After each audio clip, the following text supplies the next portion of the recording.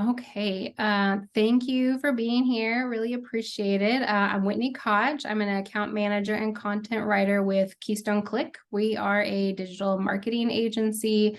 We serve clients in all kinds of industries, but Lori Hybe, the owner, and I both have soft spots for manufacturers. And so that's why we're both so excited to participate in MNI University this year. Lori and I will be doing a separate webinar later this month on the 23rd about marketing mistakes that manufacturers make. So I hope that you consider checking that out too. I'm going to talk about mother-friendly manufacturers and how supporting breastfeeding in the workplace can reduce attrition and actually attract employees, which is something that's very important for manufacturing, especially with the great wave that they always talk about, and just knowing that there's going to be a large number of workers retiring and trying to bring more people into our industry. All right, so we will talk about recruitment and retention, lactation policies, lactation spaces, and rooms. Those are sort of the three big buckets that I wanted to address in our time together. And so we'll just go ahead and dive right in. Okay, so when it comes to recruitment and retention, what I really wanted to focus on is what the data tells us in terms of women in the workplace and women in manufacturing. So this is from McKinsey & Company. They did a women in the workplace survey. This is from last year, 2022. Women leaders are significantly more likely than men leaders to leave their jobs because they want more flexibility or because they want to work for a company that is more committed to employee well-being and diversity, equity, and inclusion. And, from my perspective as a working mom and someone who went through the whole breastfeeding, pumping in the workplace, having the flexibility for being able to do that during the workday, having the acceptance from my employer to do that made returning to work a lot easier. Still hard, but it was a lot easier.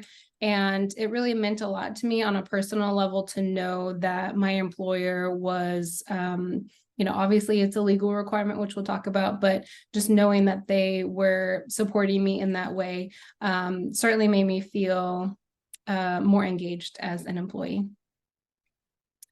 When we look at manufacturing, we have some not so positive statistics. So looking back to 2021, women made up 40% of the American workforce, but only 30% worked in manufacturing. And that's from the US Bureau of Labor Statistics.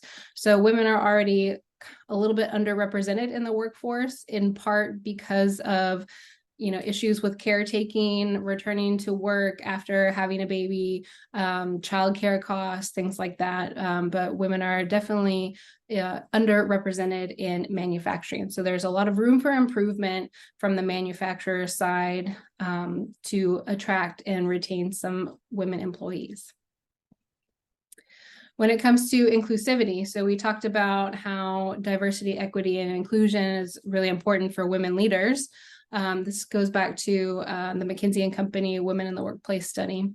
83% of millennials report being actively engaged when they believe their organization fosters an inclusive workplace culture. That percentage drops to 60% when their organization does not foster an inclusive culture. So just kind of going back to my own personal experience, I definitely felt that I was more engaged as an employee, knowing that my workplace was, taking steps to include me, to be able to come back to work after having my son. I also fall into the millennial age bracket. I think we tend to think of millennials as being younger, but those are Gen Z now, right? So millennials, they are 30, early 40s, kind of prime family having years. So it's really important that we are sure to include them and enact policies that make it possible for them to be part of our workplace and then also be engaged and succeed. continue with inclusivity. So gender diverse companies are 15% more likely to outperform their respective national industry median. So I think this is really important for manufacturing, especially knowing that as an industry, we tend to not be so gender diverse. And so there's an opportunity as an industry, as we hire and retain female employees, that's an opportunity for the industry to grow. And especially coming out of COVID, we talk about reshoring and wanting to strengthen American manufacturing. One way we can work on doing that is by making it possible for more women to join the manufacturing industry. DEI is diversity, equity, and inclusion. Successfully building DEI gives your company a competitive advantage, enabling organizations to better attract and retain the best talent, as well as fostering an atmosphere of belonging where all employees feel welcome and safe. So I know sometimes older generation might think DEI is kind of warm and fuzzy, not really a thing. But when you think about it from a business perspective, it gives you an advantage over competitors, and especially in an older industry, male-dominated industry where DEI efforts are maybe not the norm. If that's something that your company really invests in, you're going to give yourself an advantage over your competitors, and you'll be able to attract and retain better talent overall. And then you'll also be able to attract and retain those women employees that will, again, give you a competitive advantage and really help you grow your company. All right, so one way that you can do that is through lactation policies. Lactation policies are also a way to create a positive workplace culture for working moms especially. So when we talk about things that are, that employers can do to attract and retain employees, you can't control the labor market, right? But there are some things that you can control, and prioritizing what you can control, you can create a positive workplace culture that people actually want to be a part of. So this comes from the Manufacturer's Guide to Finding and Recruiting Talent. So things within an employer's control, when you look at attracting prospects, you can look at your job postings, work on your language, make them more positive. I underlined expand the labor pool because, enacting policies like lactation policies, creating a space for that is a way to open up your labor pool because you're making yourself more attractive to women who are looking for new positions. Competitive wages, actually having an onboarding, that's harder, I think, especially with smaller manufacturers where they've maybe just kind of always done things a certain way and, rely on knowledge of existing employees instead of having written out processes. This is a place where, someone like Dave Chrysler would be amazing to help with processes and writing those things down. And then that bleeds into training. And so when you have an onboarding, you want to have a thorough training process with modules, have the standards of work and paths for your employees, and work on upskilling and, just being overall effective in how you are bringing in employees so that way they can be set up for success. And then once you have those employees, you want to think about what's beyond just their day-to-day. Do you have career ladders? Do you have regular pay increases? Are they tied to performance reviews? Do you offer promotions? What kind of pay system do you have? Is it based on performance? And then your company growth, are they involved in that? Do they know what's going on? Are you having town halls and including them in some decision making, or listening to their asking for and then listening to their feedback? So those are all things that manufacturing companies can be doing to start attracting a broader pool of talent that will actually want to come into the industry and stay. And so going to things that you can control, I want to talk about a formal lactation policy. So something that you can control as a manufacturer is modernizing your work policies to include a formal lactation policy. So having a formal lactation policy in place could help potential employees see that there's a place for them at your company. And if you're an existing employee, knowing that your employer is understanding and supportive of major life events, right, can give them a sense of pride and loyalty, making them less likely to leave. Speaking from my experience, that was definitely the case. Just knowing, especially in my state, that breastfeeding accommodations are not not the standard, right? Not the norm. There are certainly legal requirements, but to have a formal policy and dedicated space, that's not necessarily typical. There are some more progressive states like California, for example, that have laws requiring companies have a lactation policy. So depending on which state you're in, that would be something that you would want to check and consult with your employment lawyer on as well. So what's in it for you? I mean, it sounds great, right? For the employees, but maybe it doesn't sound so great for the employers. But breastfeeding can actually benefit your business in a few different ways. So one, it can lower medical care costs and health insurance claims. It can reduce absenteeism from the mothers. So, nursing can pass along antibodies to babies, and then that can help them not be sick as often. And it can also help the mother as well.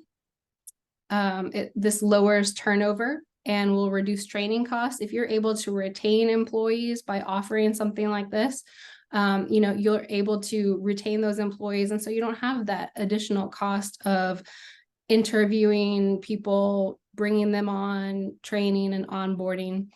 It can increase productivity that ties into that engagement that we talked about and the company loyalty.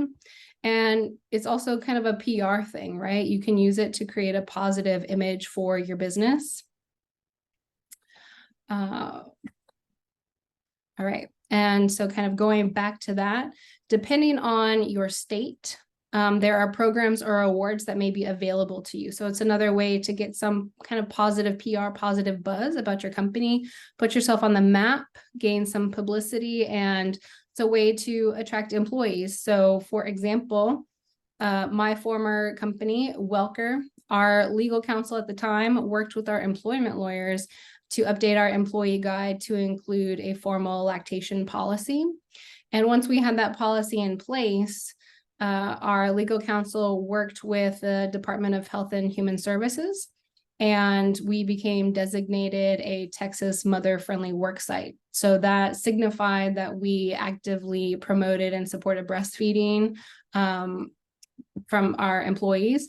And on the website, you can go and search for mother-friendly work sites. So it's a way for working moms who are searching for potential employers to sort of filter and narrow their job search. So, it's a way for you to attract maybe a certain type of employee.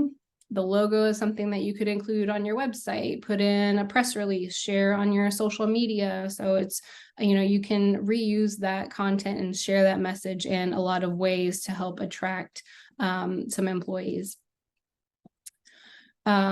There are some other states, let me go back. So Texas has this mother-friendly worksite designation. Illinois also has a program, and so does Missouri from what I could find. So this is an example of a program in the state of Illinois. This is from the Jackson County Health Department Breastfeeding Friendly Certification Awards, and they have a kind of tiered system, and businesses in Illinois can be recognized as breastfeeding friendly through the Breastfeeding is Smart business program. And work sites can either be nominated by someone in the public, a regional breastfeeding task force, or your own employees.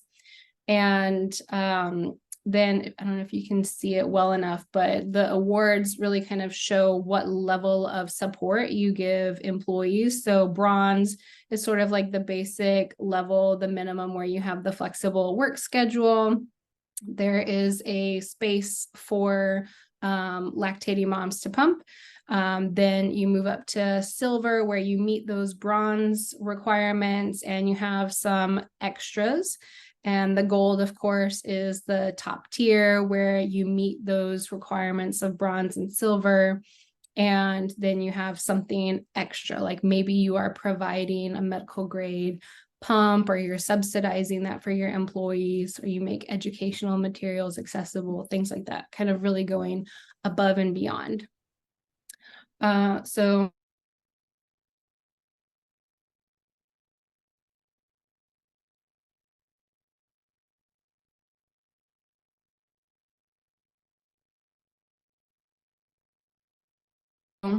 returns. So you see those returns in employee wellness, employee satisfaction, and those things then spill over into productivity and customer service. So it has a much broader impact on your business than you might think. So the next step is to talk about the legal requirements. What does state and federal law say that you as the employer have to do? Because you might be wondering, are employers even required to provide, time and space for breastfeeding mothers at work? Do we have to have a lactation policy? So we're going to talk about those things. Okay, so we're going to start with the Fair Labor Standards Act, the FLSA. This was amended back in 2010 to require employers to provide a nursing mother reasonable break time and a place for an employee to express breast milk after the birth of her child.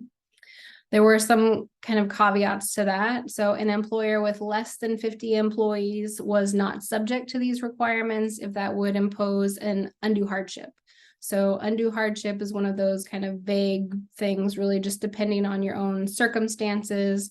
And, for a lot of smaller manufacturers, I think they would definitely fall into that bucket, right, of not being subject to those requirements. And then we've recently sort of had an update to that. So back in on December 29th in 2022, President Biden signed the PUMP Act into law. So PUMP stands for Providing Urgent Maternal Protections for Nursing Mothers. Congress really likes those acronyms. So the main difference between the PUMP Act and the FSLA is that employers of all sizes are required to provide a reasonable amount of break time and a clean private space for lactating workers to express breast milk for up to 1 year following the birth of an employee's child. So they just kind of got a little bit stricter than the FSLA. To be excused from complying, employers with fewer than 50 employees must prove that providing that required break time and space would impose an undue hardship. But this is rare, right? So it's much stricter than it was previously, and it provides protection for up to the first year after a child's birth. So there was sort of this period where it was signed into law, and employers had about 4 months to kind of bring everything up to standards before there could be any enforcements or repercussions brought against them. So now that enforcement provision is in effect, a lawsuit can be filed by an employee right away under certain circumstances. So if an employer violates the break time requirement, if the employer has indicated they have no intention of providing a space for pumping, or if an employee has been fired for requesting break time or space. So now they're able to go and file a lawsuit. If an employee wanted to file a lawsuit for a violation of the lactation space requirement, an employee must first notify the employer and give them time to provide what is needed. So now that kind of grace period is over, this is kind of open season, right? So most states have some kind of law on the books related to this that's pretty similar to the FSLA or the PUMP Act, but there are a fair number of states that have laws that are even stricter than the PUMP Act. So if you're in any of these states, you need to check the state laws to make sure that you are complying with those as well. Some of them, the main difference was, the protections last longer than a year, for example. New Hampshire has an asterisk because the new laws will be coming into effect in 2025.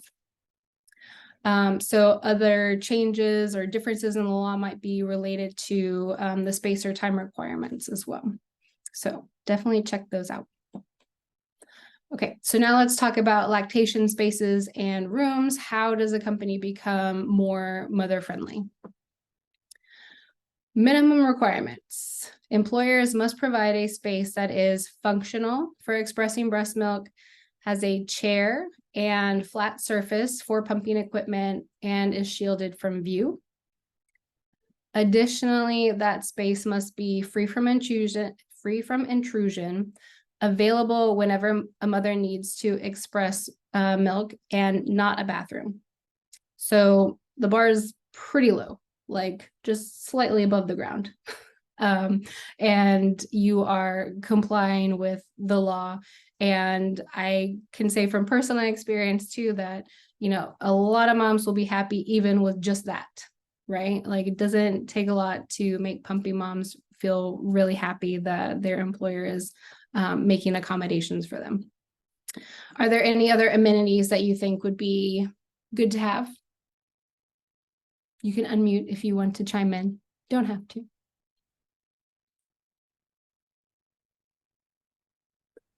Somewhere to store it would be nice. Somewhere to store the milk. Yeah, that's a great point. I was thinking maybe snacks or something just to make it more comfortable. That's very nice. I like that idea a lot. Maybe walk, like, when there's that waiting room, not that this is even close to getting a massage, but like a comfortable waiting room where it just gives you respite and maybe some water with lemon. I don't know, something nice like that. Yeah, I think that's a really great comparison, because pumping, you're more successful as a pumping mom if you feel relaxed. So if you can create an environment that makes that more possible. So, having comfortable seating, having water available to stay hydrated, that's also very important. When you go for a massage, it's usually like dim lighting. Maybe they've got some aromatherapy or relaxing music. Like those are all really nice things that would certainly be appreciated by employees. That's for sure. Did you have something else you wanted to add, Adam? It looked like maybe you wanted to say something. No? Okay. No, I was just saying, I remember when my wife was doing it, it's like, she's kind of dedicated for a while, so something to do, while you're there, whether it be a magazine or it'd be nice if there's a TV or something that you have while you're to occupy your time while you're doing that. Yeah, that's true. I hadn't thought about that. I always just would take my phone with me. Scroll through Instagram or something. But yeah, having like reading material, and that's, looking back at the state of Illinois and how to get that gold tier, even if it's just having some resources related to breastfeeding. There are plenty of states with, like breastfeeding task forces that have a whole bunch of resources that you could easily print out and make available in there as well. All right. So just knowing that the minimum requirements are really basic, I think it's important to note that, it doesn't even have to be a permanent space. And to comply with laws, the biggest thing is that it can't be a bathroom, right? So breast milk is the baby's food. So you wouldn't go prepare your lunch or eat your lunch in the bathroom, right? Same idea. You can't have your employees expressing breast milk in a bathroom. So all you really need to have is a lockable door, so free from intrusion. You could consider adding portable screens, mobile screens, tall cubicle. There are little pop-up tents. You could have a portable station. There are lots of ways for smaller companies or maybe companies, with little less of a budget to comply with state and federal laws without breaking the bank. There are also some other options. So, you can totally outsource it, right? It's not something that you even have to figure out on your own. There's Mamava, for example. They are actually an American manufacturer based in Vermont. They design and manufacture pods and room solutions. So I have a picture of one of their pods. This is the XL one that's also wheelchair accessible. I saw that at the Chicago Midway Airport. You see these in a lot of airports because they've got like mobile key, you can use your phone for keyless entry and reserve the space and things like that. So on the inside, it's got really everything that the pumping mom would need. And there are smaller ones as well, portable ones. So that way you don't have to take away maybe a meeting space or an office. You could have something like this where it's enclosed and available. Then there is a company called Work and Mother. So they're based in Texas. They work with landlords to build out lactation suites that have, and so all the building's tenants would have access to the pumping suites, and they also handle the operation of everything. So it's like kind of a fully outsourced solution. Those are obviously much more expensive. They are very, very fancy, very nice, have all the bells and whistles. And there's a company called Healthy Horizons. They have a corporate lactation program. So employers can support their working moms by providing best-in-class service programs. So they're kind of like a consultant.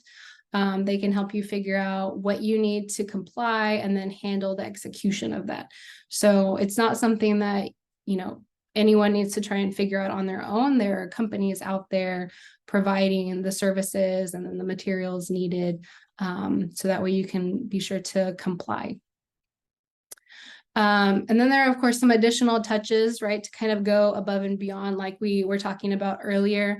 Some things that would be nice to have, there's a refrigerator. You had mentioned that, Adam. Lockers or like cabinets, electrical outlets. We talked a little bit about comfortable seating, white noise. Some companies provide medical grade breast pumps, so employees only have to bring their bottles and like the connecting parts, so they don't have to worry about having a big old bag that they bring to work with them every day. A mirror, some cleaning supplies, a sink for washing hands before and after, washing up pump parts, etc. And we talked also about having, some information about breastfeeding support. Would definitely be good to have.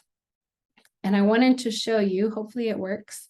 At my former employer, I took a couple of short videos to show what we did at Welker. So we didn't have a lot of spare room. We had like an open office environment, and we had a very small conference room that we modified to comply with federal regulations.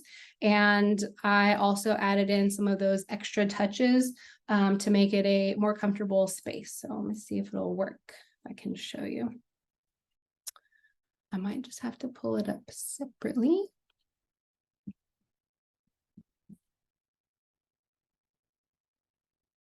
There we go.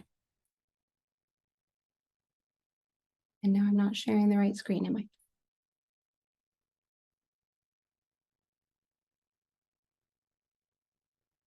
Hey guys, I wanted to give you, all right, let me try this again.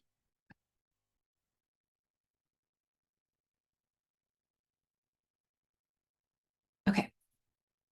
A quick video tour of our pump room here at Welker, so you can see the small changes that we made to be compliant with the Pump Act. It's pretty simple. So the first thing is we switched out the doorknob to be one that locks. So people can come in here and have privacy and know that nobody's going to barge in on them. This small meeting room is on the outside of our building, and so we've got this window.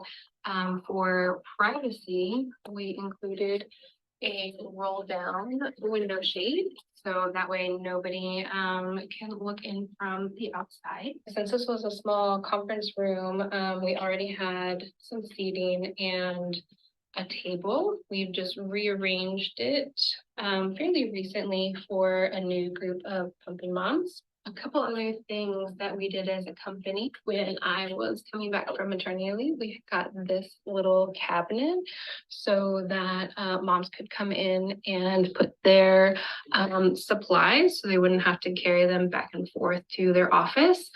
For this new group of moms, we also purchased some extra milk storage bags. We've got some Sharpies, sticky notes. There's some more bags here just in case they need them. And we keep some tissues on hand. And one thing that I am really happy that we did is we got this mini fridge. So we added some bottled water. Pumping moms really need to make sure that they stay well hydrated. It's a good time to get one during the back to school sales when these mini fridges go on sale for college dorm rooms. So we also purchased this little sound machine. So it's got a timer and it'll turn off automatically when you set it. You can adjust the volume and there's different sound. We got thunder, ocean, brook, summer night, rain, and just white noise. So we got that for a couple of reasons. One, so that the mom can relax more easily, and two, so that way they don't have to worry or be self-conscious about some noise bleed through because we have offices on the other side of these walls. Okay. So not too complicated, fairly straightforward. We worked with what we had, and it was really minimal in terms of work required, just switching out the logs, adding the shade. Those are pretty minor changes. We used everything else that we had, and buying the fridge and the sound machine, that was maybe $200, maybe. And then I used some of my own funds and next, I want to show you a few things that I, as a kind of lactivist, got on my own to make this space a little cozier. So one thing that I got, and I'll tell you, most of these items I got off of Amazon. I got these little door knob hangers. If the pumping mom wants to use them, one says pumping in progress, the other breastfeeding in progress, in case a mom comes to visit and brings her baby. And they can hang that on the outside of the door if they want, just for some extra privacy. This I actually got at the dollar store. It's just a little magnetic mirror to hang on the mini fridge in case the mom needs to check her clothing or whatever when she is getting ready to come back out to work. Another thing I purchased on Amazon were these thin ice packs that can live up here in the little freezer section of the fridge. This is just sort of just in case a mom forgets. That was always one thing I was super paranoid about, was forgetting my supplies. And I just used a Sharpie and I wrote some encouraging notes on these. So there's a few in here. Last year we became a certified mother-friendly work site in Texas, and on their website for mother-friendly work sites, they have some great resources, including this that I was just able to download and print off. And I got a dollar store frame and put that there. Also got this little decoration from the dollar store, and same here with this flower. Just used some pink tissue paper, made it look a little pretty. And then I got one of these scent sachets with lavender to go at the bottom, just to give the room kind of a nice, peaceful quality to make it relaxing and pleasant. And the last thing I got is this plush blanket that just lives here on the back of the chair, super soft, cozy. Sometimes the air conditioning in here gets pretty chilly, and so this just is an extra comfort. You can keep it on your lap, drape it around your shoulders, stay nice and warm while you're in here using our pumping room. All right, thank you for indulging me. All right. So with that, I need to swap screens here. Do y'all have any questions? I do. The first one is, do you have a copyright on the term lactivist? I do not. I do not. That's true. So I do have a serious question though. So for my manufacturing clients, manpower is the biggest thing they struggle with, right? And I know you saw that you said that this kind of expands the labor pool. For places like Texas and Illinois, it's very easy to have that designation and you can put that up. But for the states that don't have that sort of designation, how would they market themselves as being mother Mm, friendly without like, okay, during the interview, I'm going to go show you the lactation room. Like, sure. how would they demonstrate that without being so on the nose? Yeah. Yeah, that's a really great question. I could see that being maybe something on a careers page. You know, a lot of companies will put things like their benefits. I would definitely consider that a benefit, just being upfront about it.